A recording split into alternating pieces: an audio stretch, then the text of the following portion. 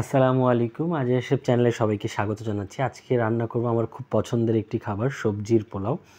এটা আমি কোনো কিছু ছাড়াই খেয়ে ফেলি। এত মজা এবং এত পছন্দের, খুবই অল্প সময়ে এটা রান্না করা যায়। তো চলুন, প্রথমেই হচ্ছে কড়াইতে হচ্ছে তেল দিয়ে নিই। তারপর হচ্ছে পরিমাণ মতো পেঁয়াজ, সামান্য কিছু পেঁয়াজ কুচি দিয়ে নিব। তারপরে সেই পেঁয়াজ কুচির মধ্যে হচ্ছে আগে থেকে কেটে রাখা আমার গাজর এবং আলু দিয়ে দিচ্ছি।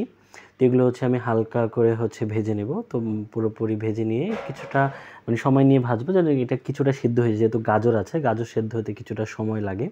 তো তার মধ্যে আমি একটু ঝাল পছন্দ করি, তাই একটু চিলি ফ্লেক্স দিয়ে দিচ্ছি, শুকনো মরিচের যেই গুঁড়োটা আছে সেটা দিয়ে দিচ্ছি। তো এইভাবে কখন উল্টিয়ে পাল্টিয়ে হচ্ছে রেখে দিচ্ছি। এরপরে আগে থেকে ভিজিয়ে রাখা এবং ধুয়ে রাখা হচ্ছে পোলাওর চাল দিয়ে দিচ্ছি। তো এখানে পোলাওর চাল দিয়ে আমি ঠিক কিছুক্ষণ সময় ধরে এটা হচ্ছে ভেজে নেব, যেন কোনো পানি থাকলে সেটা শুকিয়ে যায়। তারপর ঠিক যতটুকু চাল নিয়েছি তার ডাবল পানি, এখানে ঠিক পরিমাণ মতো হচ্ছে ডাবল পানি দিয়ে দিয়েছি। এরপরে হচ্ছে কাঁচামরিচ দিয়ে আমি এটা বেশ কিছুক্ষণ ঢেকে হচ্ছে এটা রান্না করব। তো প্রথমে চুলার জালটা বাড়ানো থাকবে, তারপরে মোটামুটি পানিটা শুকিয়ে গেলে তারপর হচ্ছে চুলার জালটা বা পাওয়ারটা অনেকটা কমিয়ে দিতে হবে, নাহলে হচ্ছে নিচে লেগে যাবে। আপনি দেখতে পাচ্ছেন অলরেডি আমি 800-তে নিয়ে এসেছি। তো এভাবে বেশ কিছুক্ষণ কমিয়ে আমি ঢেকে রান্না করব।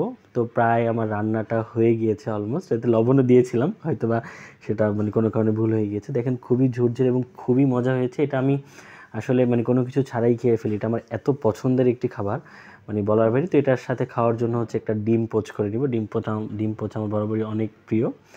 তো হচ্ছে প্রায় ডিমটি হচ্ছে, তেলটি গরম হয়ে গেলে আমি ডিম দিয়ে নেব। তার মধ্যে হচ্ছে লবণ, যেটা আপনারা জানেনই, এটা নতুন করে দেখানোর কিছু। তো চলুন, আমার ডিম ভাজা শেষ। এখন সব কিছু দিয়ে একসাথে খাওয়া যাক। এটা খুবই মজার একটি খাবার। ভালো থাকবেন সবাই।